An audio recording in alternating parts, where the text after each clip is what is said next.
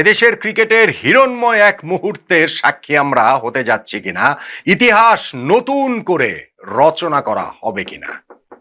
কিন্তু টেস্টের প্রথম দুদিন যেভাবে এগিয়েছে তাতে করে বারবারই মনে হচ্ছে এভাবেই তো ইতিহাস হয়, এভাবেই রূপকথা হয়, এভাবেই আপাত দৃষ্টিতে যেটা অসম্ভব অবাস্তব সেটাই হুট করে অলৌকিকতার অজানা জায়গা থেকে আমাদের সামনে বাস্তব হয়ে ধরা দেয়, স্পর্শ ছোঁয়া দূরত্বে চলে আসে।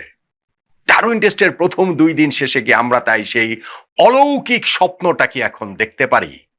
অস্ট্রেলিয়ার মাটিতে অস্ট্রেলিয়াকে টেস্ট হারানোর। দেখুন, বাকি 3 দিনে কি হবে বা 2 দিনে কি হবে, টেস্ট যতদিন এগোয় সেটা পরের আলোচনা। তবে প্রথম 2 দিন বাংলাদেশ যেটা করেছে সেটাকে আসলে গায়ে চিমটি কেটে দেখার মতো বিষয়, যে সত্যি সত্যি কি এটা আমরা দেখছি নাকি এটা কোনো মায়াবী বিভ্রম।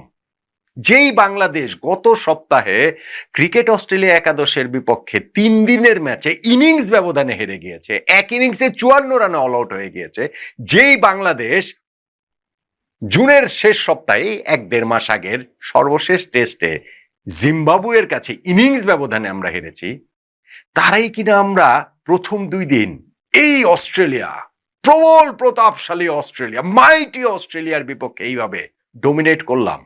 2 দিনের 6 সেশনের মধ্যে প্রথম 5টা সেশন তো অ্যাবসলিউটলি বাংলাদেশের নিরঙ্কুশ ভাবে, লাস্ট সেশনটা তাও 50-50 বলতে পারেন, কিন্তু সেইখানটা তো আমরা যেখানে শেষ করেছি তাতে করে কিন্তু স্বপ্নের আকাশটা বড় হয়ে উঠছে এবং সেই আকাশ থেকে সূর্য ছিনিয়ে আনার প্রত্যাশাটাও অনেক বেশি বেড়ে চলেছে। অস্ট্রেলিয়াকে প্রথম দিন 198 রানে অল আউট করে দিয়েছিলাম আমরা বাংলাদেশ। সেইখান থেকে অস্ট্রেলিয়া যে কামব্যাক করতে চাইবে প্রবল ভাবে এটা তো জানা কথাই, কিন্তু প্রথম দিনটা আমরা শেষ করেছি 1 উইকেটে 96 রানে। দ্বিতীয় দিনের অস্ট্রেলিয়ার মরণ কামড়টাও প্রত্যাশিত, অথচ সেইটাকেও আমরা কি সুন্দরভাবে নেগোশিয়েট করেছি। সেকেন্ডের খেলা শেষ করেছি আমরা এখন 6 উইকেটে 351 রানে, অর্থাৎ 153 রানের লিড এরই মধ্যে হয়ে গেছে, যেইটা আমাদের প্রত্যাশা ছিল প্রথম ইনিংসে অন্তত 150 রানের লিড।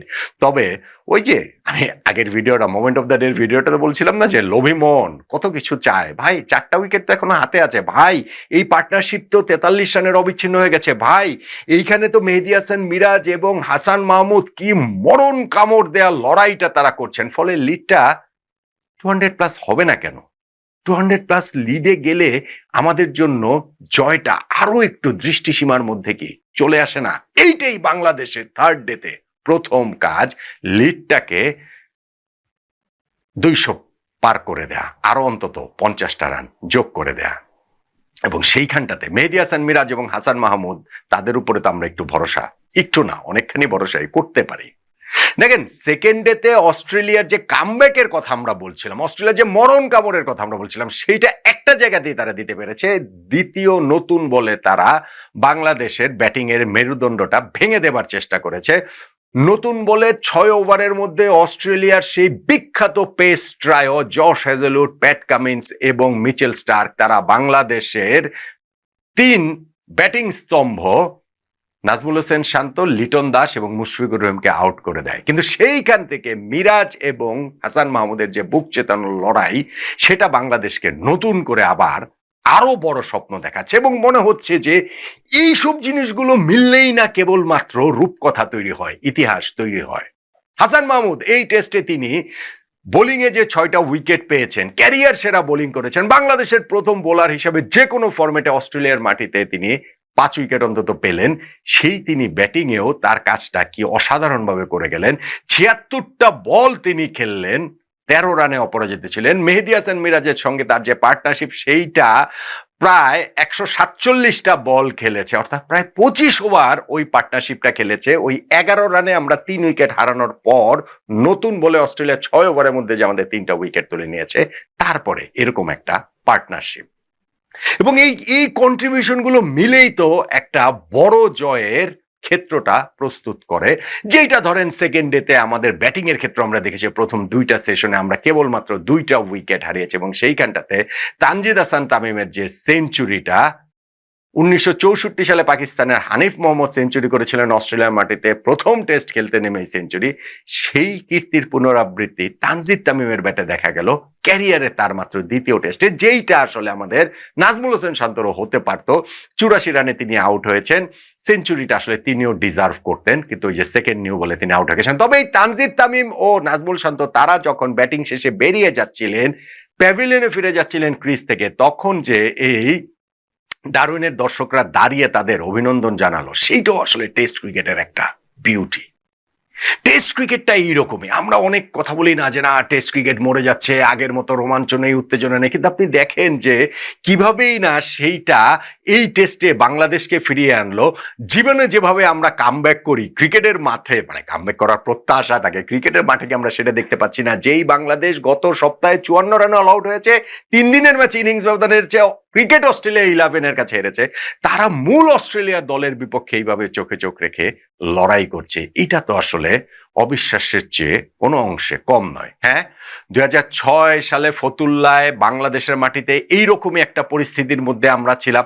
হ্যাঁ, সেই অস্ট্রেলিয়াও ছিল কালজয়ী, এখনকার অস্ট্রেলিয়ার চেয়ে অনেক অনেক ছিল। সেইটা হচ্ছে গিয়ে ধারে ভারে শৌর্যে বীর্যে অনেকখানি তারা আসলে ঐশ্বর্যমণ্ডিত ছিল।